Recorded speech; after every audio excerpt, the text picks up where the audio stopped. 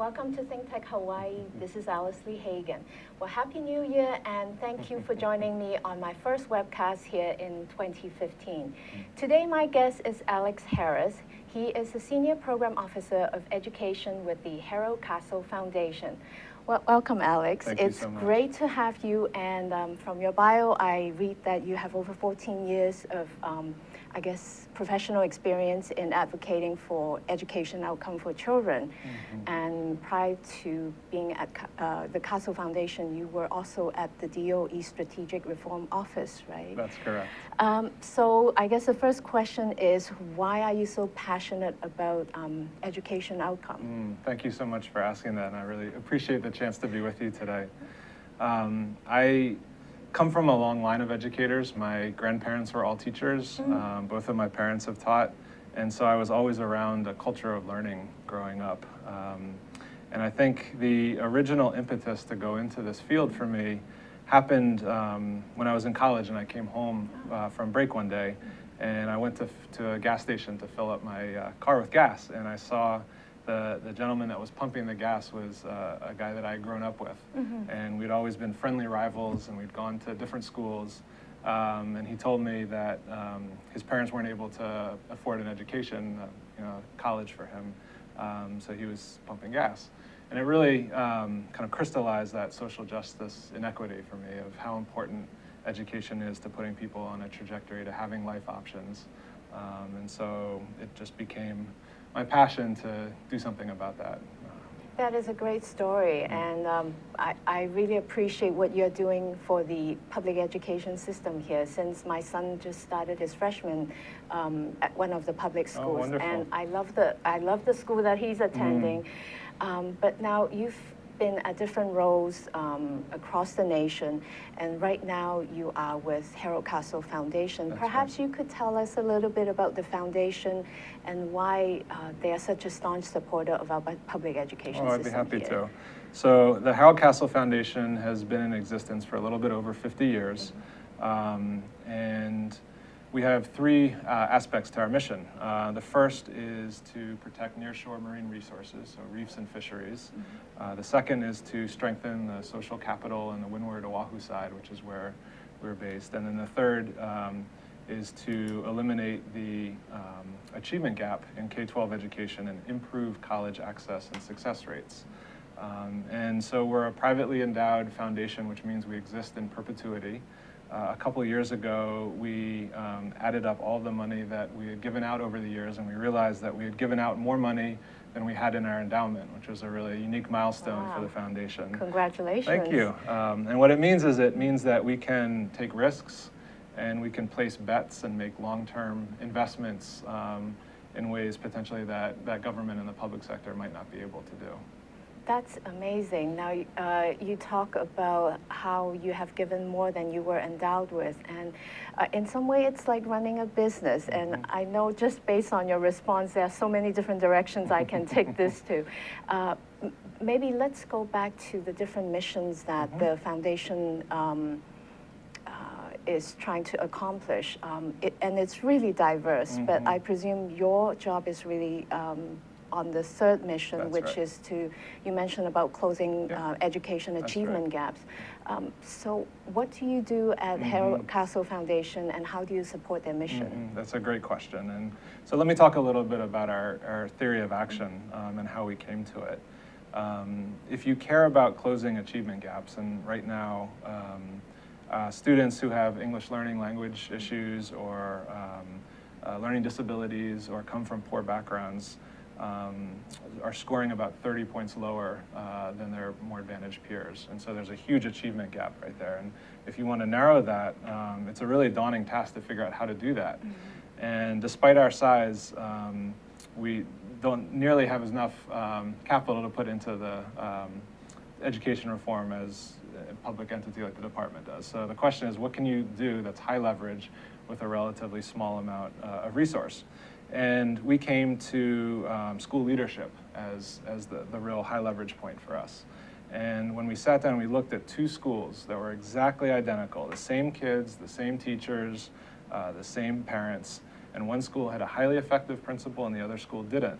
The difference between those schools was about 25% in terms of the learning that was going on there. And that translates to somewhere between 3 and 7 months out of the school year that a highly effective principal is adding to the school year. And so we said, we think that with a relatively limited amount of investment, we can play a potentially large role in helping to strengthen the leadership pipeline of our public education system.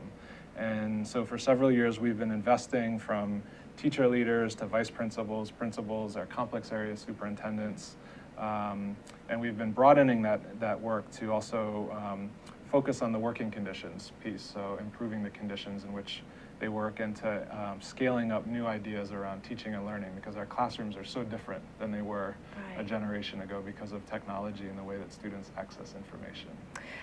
Let me go back a little bit.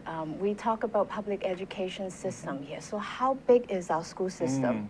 Yeah, this is a very little known fact, but we are either 9th or 10th largest school system in the country. Wow. And it changes over time, but essentially we have about 183,000 students spread out across all of our islands. We have 255 public schools, 30 some odd public charter schools.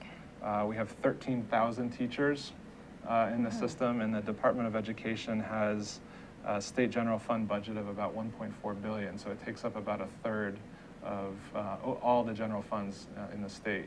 So it's an enormous system. The reason I say you might not know how large it is because we're very unique, because our state is one school district. And in places like where I grew up in, there's 624 different school districts. And so we're able to do things at scale here because the system covers all of the islands. And we don't have the same history of localized school districts that other places do. That's a good point, and I know that well, at least that was a question in my mind. You came from an area where you had over 600 school districts, whereas we have one big system here. Why is that the case? Great question. Historically, education has been a state level issue. Education is not in the federal constitution. It's in there as a state specific issue. And so every state has really developed their own system. You take Maryland and New Jersey, which have roughly the same number of students. Maryland has 25 school districts, and New Jersey has 624. Oh my gosh. And so each state has really decided how they want to divvy up and apportion their governance structure for schools. And then to make it even more complicated, a lot of places have elected school boards. So you have a number of very small school districts, each of which have an elected school board. Sometimes they only have one high school, one middle school, and maybe 1 or 2 elementary schools. Okay. Now, some schools have elected school boards. We have appointed ones. That's correct. Oh, okay. Yes. Yeah, and that was a change that was made. It was a ballot on a constitutional amendment ballot several years ago. Our school board is appointed by the governor. That's right. Now, let's see, we talked about why, well, I guess why we are one school system as opposed to different smaller districts. So what are some of the challenges then? Because there are differences, and I'm sure that there are both advantages and disadvantages to it. So can you talk about that? Sure, I'd be happy to. I think one of the major challenges is how to contextualize the education in such different settings. So you think about what it means to go to school on Molokai as opposed to when we're at Oahu, for example. And those are very, very unique contexts. And so whereas you have one system, you need to localize it, right? So that the education is contextualized and makes sense for that community. And so we have this really interesting structure called the complex area now.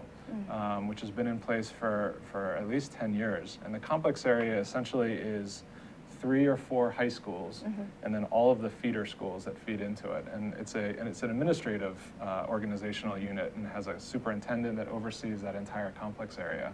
And that's one way that the Department of Education has been able to sort of mitigate the the system-wide need to also provide customization. Now, going back to your earlier comment that with the Castle Foundation, one of the aspects that you are providing support is training and developing leadership. And given that we have the districts and superintendents, so even though we have, I guess, one big umbrella organization, but then at the end, the schools ultimately they have to work with the individual students. That's right. So how is this training in leadership significant in terms of helping, I guess, the leaders and executives at the individual schools to better do their job? Yeah, that's a great question. And I think the approach to training has evolved over time. And it used to be that leaders were pulled into a central facility and they were provided pretty blanket training that covered the nuts and bolts, a lot of operational issues. And over time, it became clear that we needed to involve much more focus on instructional leadership, on teaching and learning. And that, as I said, is sometimes can be a very localized issue. And so training has evolved now to where it's not just centralized, but there's also a lot of on-the-job training. For example, as teachers move into an administrative position and they want to become a vice principal, the department actually has positions where they pay them to serve for a year as an intern vice principal. And it's on-the-job training. They're going to classes. There's a summer program. And then at the end of that, there's a certification that says, we think that you have what it takes to be a leader in our system now. And so the nature of training has really evolved over time. This is actually a wonderful idea because I think this happens not only in education system, but in education, but I've been looking at some other industries where people get promoted to perhaps a more administration level, and then because they are very good technically, it may not necessarily mean that they are good administrator. So I guess I see that applying in all industries, and that's a great opportunity then. Yeah. Actually, it raises an issue for me, which I'd love to talk about a little bit, which is a project that is probably our longest running project. We've been funding what we call instructional leadership teams in 92 schools. So that's about a third of the schools statewide. And in some of them, they're in their 4th or 5th year. And the model is really to shift the notion of what it means to be a principal in today's Department of Education. We historically have this notion that the principal rides in on a white horse and is in charge of everything, and it's just an impossible task. And so we've really pushed a different model of leadership, so it's a shared leadership structure. So the principal, the vice principal, and the teacher leaders come together, they look at data, and they identify one area that they're going to focus on instructionally as a school. Then they go through a whole process of professional development as a school community. They have one strategy that they're working on in the classrooms very diligently. They invite their peers from other schools to come in and give them feedback in the classrooms. And this process iterates. And it's a very different approach to leadership because it requires the principal to step back and in many ways act a little bit more like an orchestra conductor, and being able to pull out and sort of push back and sort of be patient and let things evolve. And I think it's very important today because the business of education is incredibly complicated and getting more so the more we expect that of schools and students. I like to come back on the point of business of education because I was wondering, at the end, one of the questions that I have for a lot of my guests is, well, how does business principle or a best practice that you can apply from the business world? But let's come back to that. You were talking about principal being conductors, and given my experience with my son's high school education, he has a fantastic principal, and you were saying that I guess a very accepted notion is the principal would do everything. And I think his principal is like that, but we all love him because he is out there. He is very visible. He really cares. So I guess at the end, it really comes down to the individual personality or the principal himself or herself. But what are some of the qualifications of a principal? That's a great question. Principals in our system typically have worked as teachers for a number of years, and then they've migrated into leadership positions like a department chair, a grade level chair, a department head, and then they've been nominated to go into a vice principalship. And so it's really a progression that they've gone through over a number of years. When you think about it, though, the principal isn't in the classroom teaching. So you really have to understand what the levers are that are available to a principal to improve a school. And at the end of the day, it's pretty simple in the sense that there's not very many. I mean, they're really in charge of hiring and developing their staff, right, which means a lot of classroom observations and coaching of their teaching faculty. They're in charge of setting school direction through the academic plan and identifying areas that they're going to focus on as a school-wide community. And they're in charge of building the culture, the climate of learning in the building, which is incredibly important. And those are their major levers. And so, as you hinted at, a teacher who migrates through these various positions along the way may or may not have the skill set to really be able to focus on those things, which is why the training, the on-the-job learning, the mentoring and coaching, the ability to practice in safe ways and fall down and get back up and try again is so important. That's great. I'm glad that we could end on this note, because then it will be a great segue to talk about the business aspect of education. Wonderful. Let's take a break for now. My guest is Alex Harris. He is the Senior Officer of Education at Harold Castle Foundation. We'll be right back. Aloha, I'm Keli'i Akina, President of the Grassroot Institute and host on Ehana Kako, a weekly program on the Think Tech Hawaii Broadcast Network. Ehana Kako means let's work together. Think of the sad alternative, let's not work together. Here in Hawaii, with all of our diversity and the richness of the people, it's important for us to come together around issues on the basis of what's right and what's good and what's going to serve the common good. And that's what we try to do at Ehana Kako. Every week, we interview movers and shakers, people in government, business, and other sectors of society to talk about how to create together a better government, economy, a better world here in Hawaii that can bless the rest of the world. I thank you for your attention to Think Tech Hawaii, and we look forward to seeing you every Monday, 2 to 3 p.m. on the Think Tech Hawaii Broadcast Network. We're Ehana Kako, and we wish you well. Aloha. Welcome back to Think Tech Hawaii Business Education Spotlight. If you're just joining us, my guest is Alex Harris. He is the Senior Program Officer for Education at the Harold Castle Foundation. We've been talking about public education system here in Hawaii and how the Harold Castle Foundation has been a significant and strong supporter of our public education. Alex, before the break, we were talking about the principal and the quality, I guess the qualities that principals has, and you listed a few aspects on what their responsibilities are, culture change and all that. So they're really like a CEO. And if you care to share with us some thoughts about why we should look at education like a business.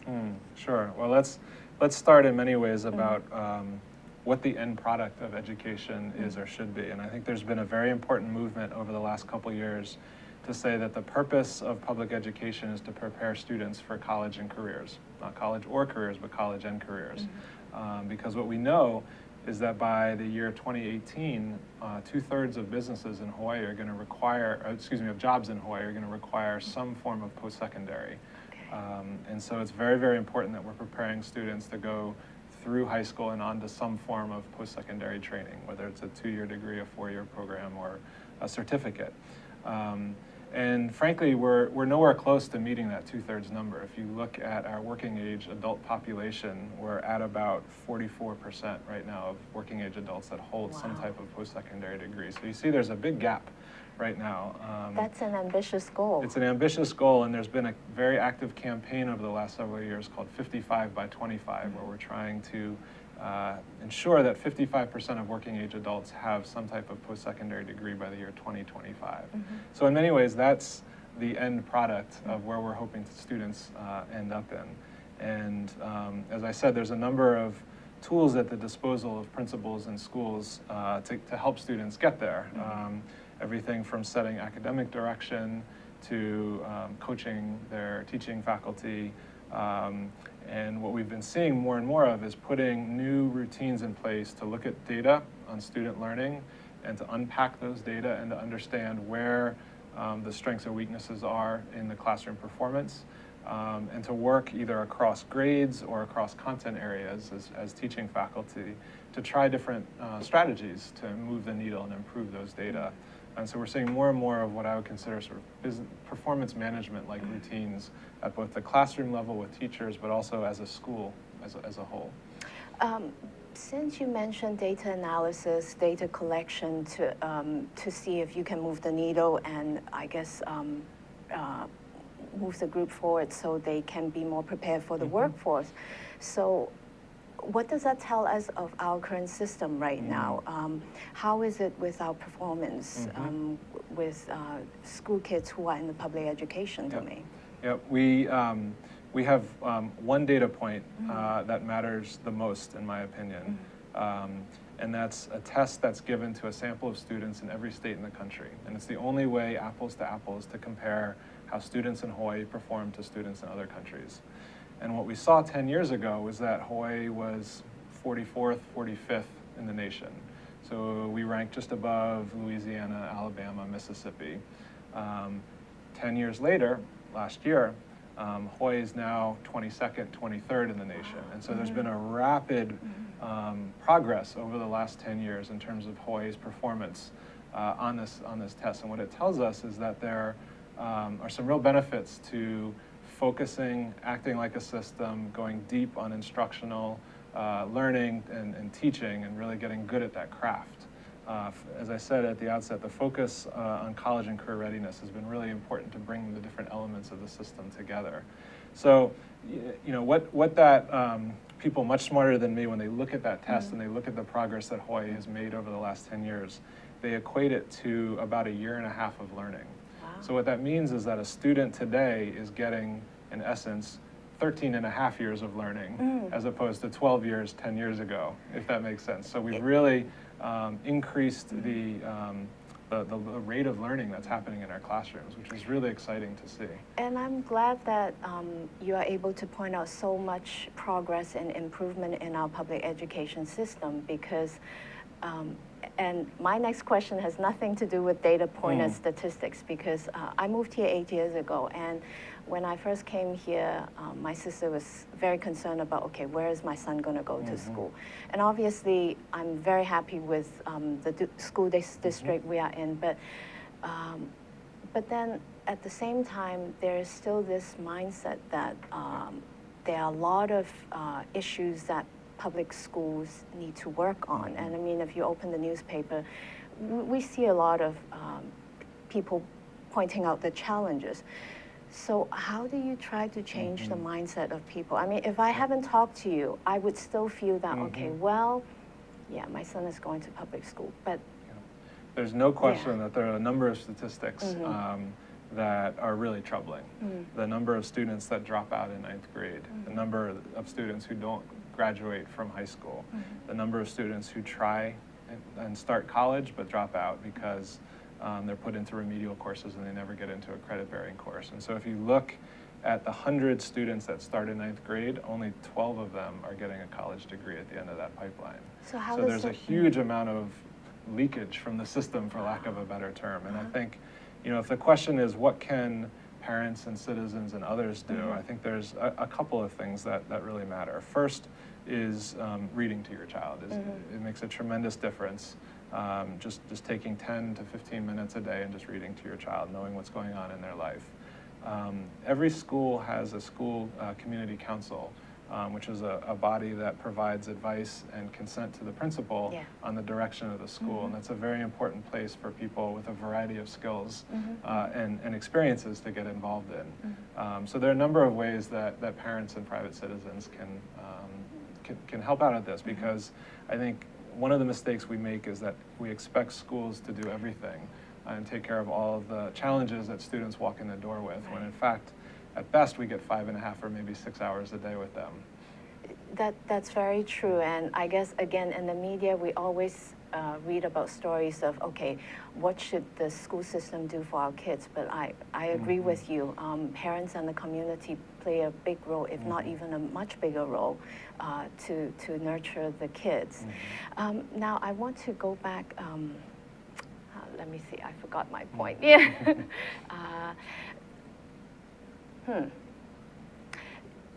Let's see. Well, there's, if Yeah. I might, there's yeah.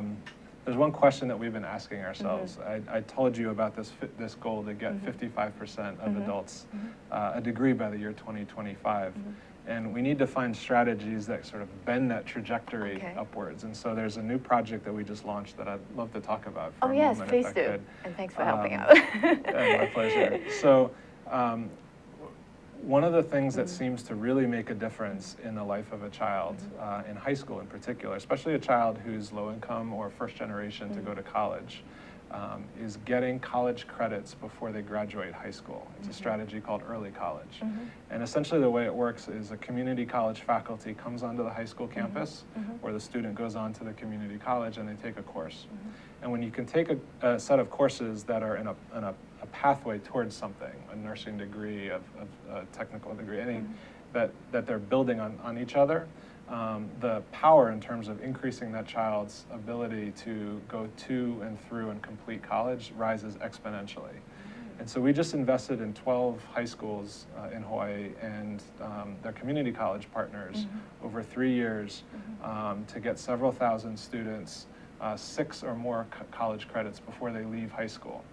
And we've really been looking at other states that have taken this almost to the extreme example, and they're graduating students from high school with an associate's degree, which is remarkable. And so we're not nearly there yet, but it's a step in the right direction, and one that we're very excited that there's so much energy in our high schools and community colleges to break down some of the barriers and work together on this project. Have you seen any results? Well, this is literally the first semester. Oh, I see. So okay. I think the most salient data point I point to at this stage is that there were 27 high schools out of the 42 in the state that applied. There's a tremendous amount of excitement.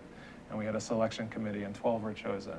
And in many ways, this work is patterned after work that began in Waipahu High School, which is a lot of us have been paying very close attention to. And they've started to see some really impressive results in terms of classroom discipline incidences going down, classroom performance going up, college going up. And so we're very encouraged by those results, and we're hoping to bring that approach to other locations across the state. Oh, wow, this is exciting. I will be sure to share that with my other friends who Wonderful. have kids in the high school system.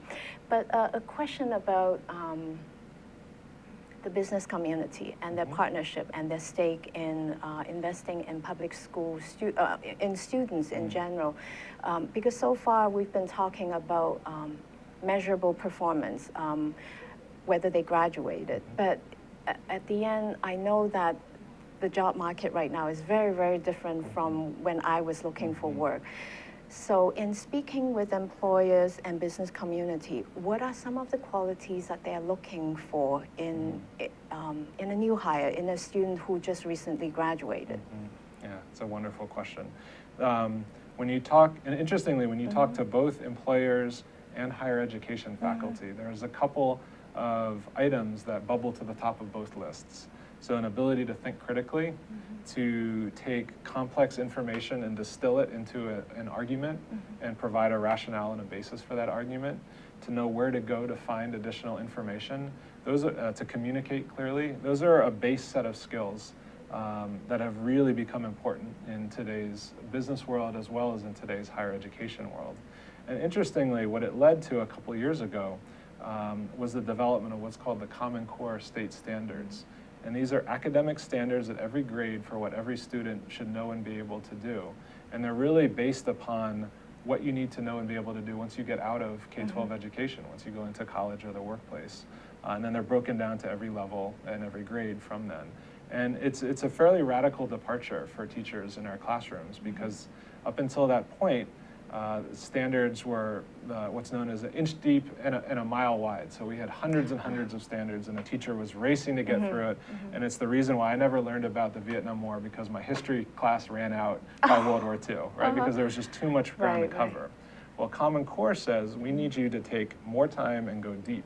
And we need you to go deep in areas around understanding information, making logical arguments, and communicating clearly. So these are areas I think are very, very important, very promising, and they're areas that the business community and our post-secondary communities here should be very encouraged by as the Department of Education takes on this massive challenge of changing the way that they're teaching in every grade and in every classroom, in every school.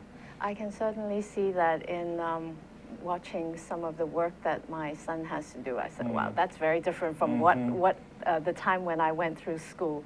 But Alex, let's take a second break, and then when we come back, I'm interested in seeing what are some of the, I guess, significant business, education issues for this new year, especially now that we have a new administration.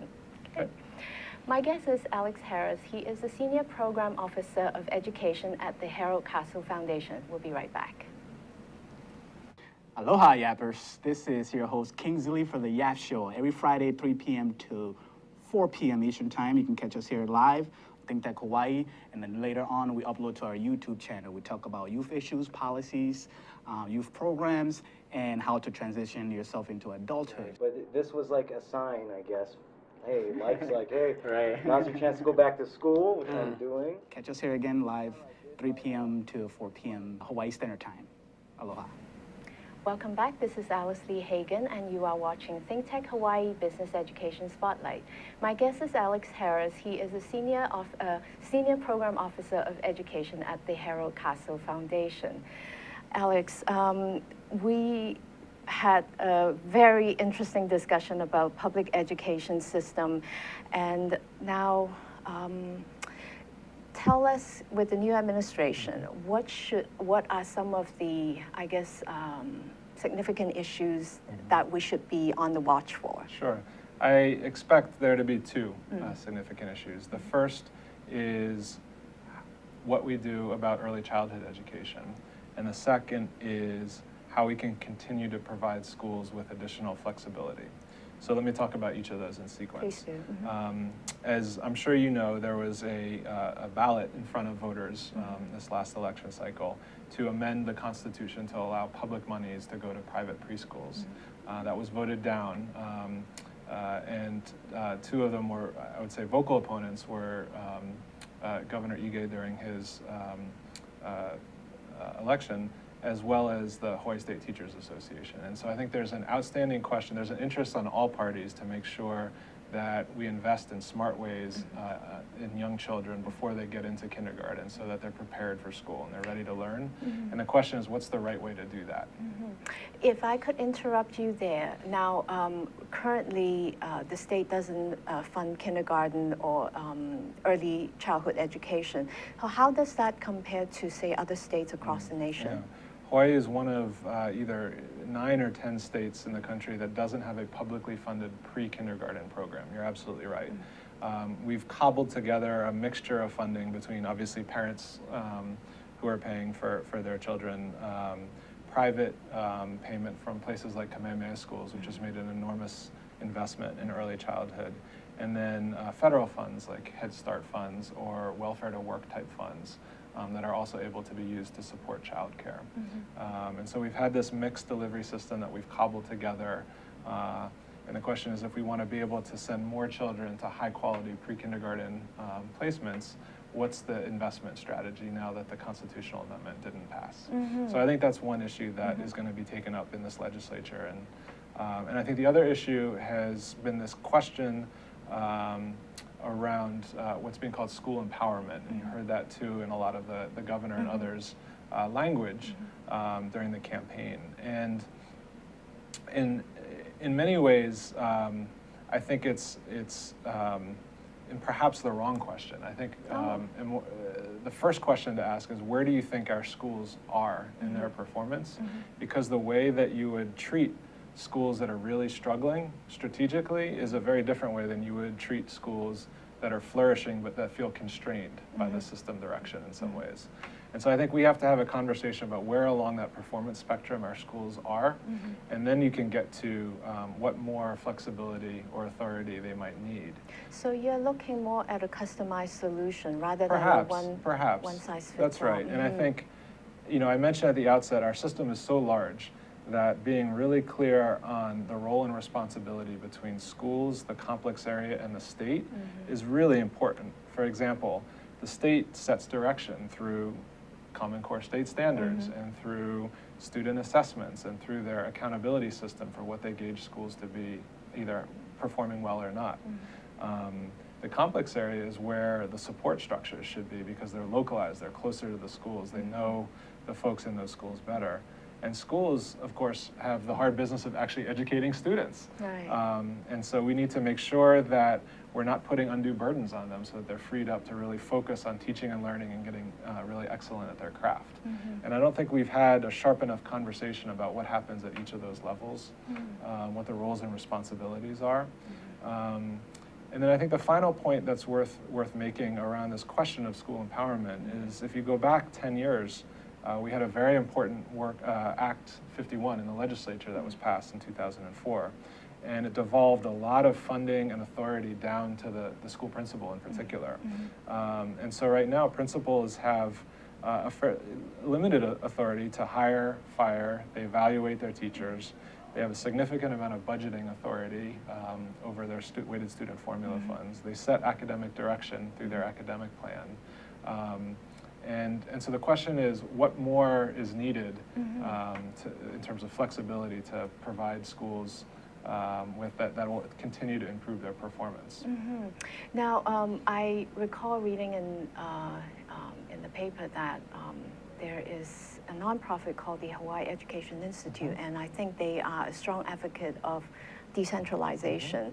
Have you had conversation with them, and how do they fit into this debate over whether schools should be empowered, if you want to use that term? So, yeah, they've done some very important work of, first of all, gathering together a board that's across a number of different occupations, a number of retired principals, and then taking a larger group on a learning journey to go look at examples in other locales, which I think is very important because we can be a little bit intellectually isolated here sometimes.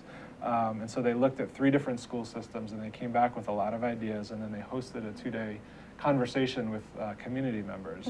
And so I think it's a very important opportunity. They've started a conversation now to bring others into that conversation.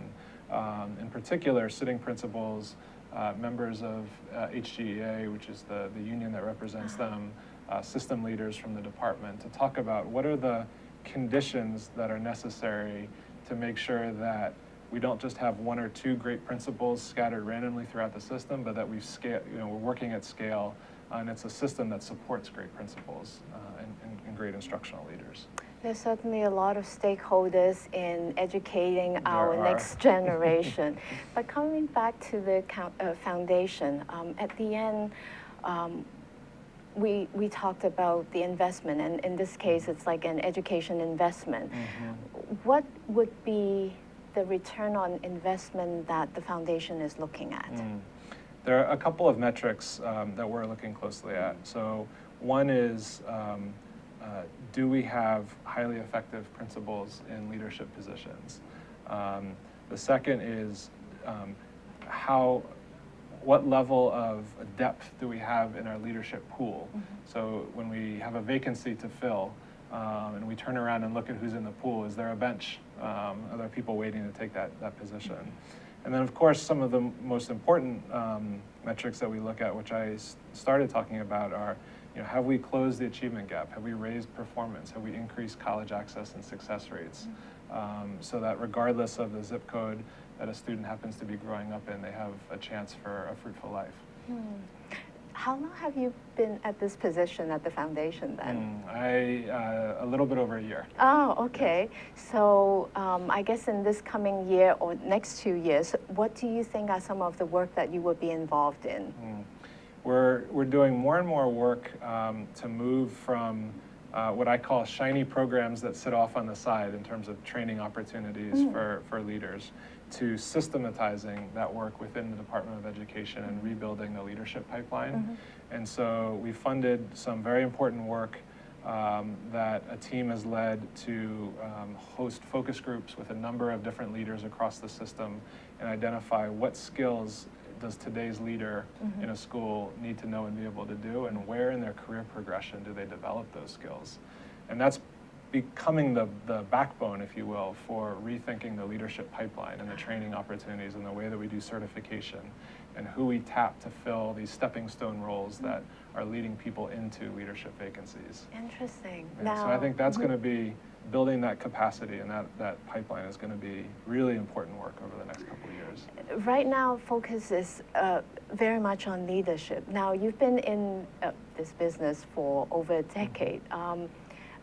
You know, looking back and realizing, or just thinking about the work that you're involved in, can you tell us maybe one or two really important, perhaps, changes or things that may have changed or trends that have established, but just recently? That's a really interesting question. There used to be a deeply held belief that there were essentially three kinds of students. There were students that were headed to college, there were students that were most likely going to drop out, and there were students that sort of floated somewhere in between. They skated by, they were probably going to graduate, but they weren't going to go to college. And I think that attitude has really changed to understand that in today's world, all kids need opportunities that exist out beyond the high school level. And so I think the conversation has changed to more closely focus on what are the interventions and supports and educational opportunities that those types of kids need in order to be successful. Interesting. I'm glad you brought that up, because it made me think about how I was educated in the past, because I grew up in the British system in Hong Kong. So you're exactly right. You could go into the track where it leads you to college, or you could go to vocational schools, or there were people in between kind of floating around. But it's obviously very different now. But maybe taking a bigger picture or bigger look at the education system, say, compared to other countries, how do we fare? There's a really interesting book by Amanda Ripley that I just finished reading that I would recommend to all of your watchers. And what she does is she follows a U.S. student who's a foreign year in a high school. And I think they go to Finland, Poland, and one other country that I'm not, South Korea. And she profiles what their experience is like. And they're radically different. In South Korea, there's an incredible, the school day is relatively low pressure. In fact, most students sleep through the school day. Once the school day ends, there's an incredible amount of pressure and private tutoring that they go to. And in fact, there's countrywide laws that stop the tutoring at a certain hour, because otherwise students would still be going. Right, they're called cram schools, That's right? right. So that's one approach. In Poland and Finland, very different approaches. In Finland, I think the story was that the student was amazed that students were just free to wander off campus and go out for lunch and then come back, and it was very much of a self-directed learning approach, and teachers were directing that learning.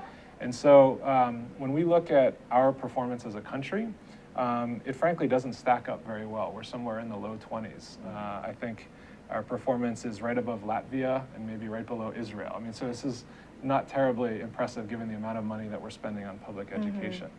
You can start to pry that apart, and certain states have taken the same test and compared their state performance to other countries.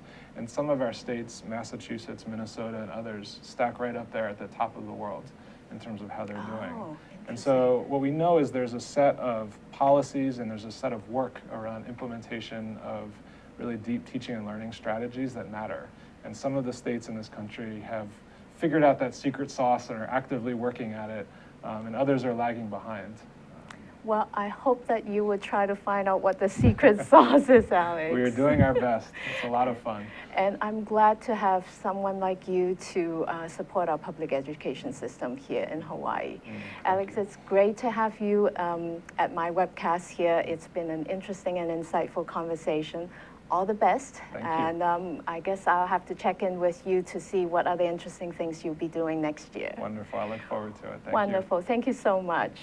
My guest has been Alex Harris. He is the Senior Program Officer of Education at the Harold Castle Foundation. Thank you for joining us. You're watching ThinkTech Hawaii Business Education Spotlight. Please join us next week, same time. See you then.